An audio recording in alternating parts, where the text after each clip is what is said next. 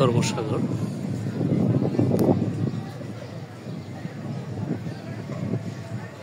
এই হচ্ছে ধর্মসাগর, তার মানে একটা পুকুর, মানব সৃষ্ট পুকুর। সমতটের রাজধানী খ্যাত আমাদের প্রিয় কুমিল্লা। আমাদের প্রাণ এই কুমিল্লার ইতিহাসে অন্যতম ধর্মসাগর। তৎকালীন ত্রিপুরা মহারাজ ধর্মমাণিক্য খনন করেন 1458 সালে। ধর্মসাগর দিঘির বর্তমান আয়তন 23.18 একর।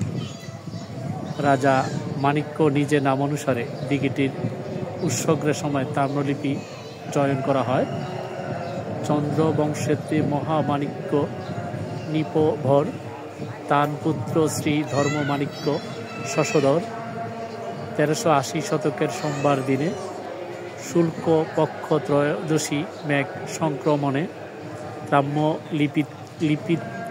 ত্রাম্যপত্রে লিখি দলি এইসব বচন আমাবংশ মারি যাবা হয় তা রাজন তাহার দাসের দাস হইবে কামি আশা কীর্তি ব্রহ্মবিত্ত না লঙ্গীয় তুমি।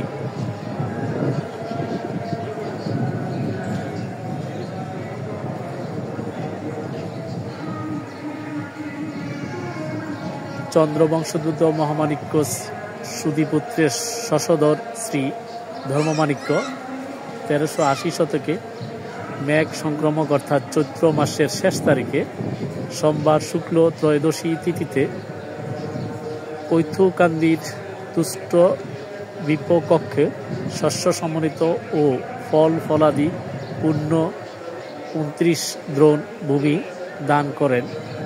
আমার বংশ বিলুপ্ত হইলে যদি এই রাজ্য কোনো ভূপতির হস্তগত হয়, তিনি এই ব্রহ্মলিপি লোপ না করিলে আমি তাহার দাসানুদাস হইব।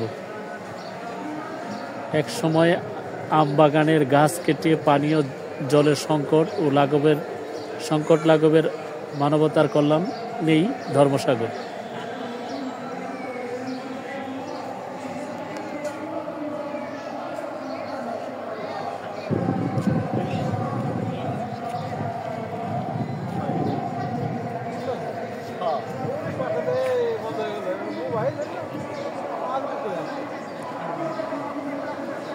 ধর্মসাগরে কাজী নজরুল ইসলামের স্মৃতি বিজড়িত জায়গাও।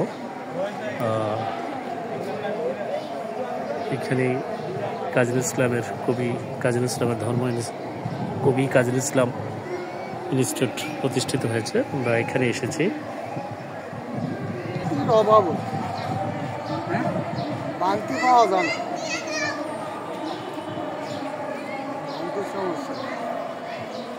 একজনের দশটা আমি শেষ করে লোক দিচ্ছে বাকি দিচ্ছে আবার না আমার তো কি আছে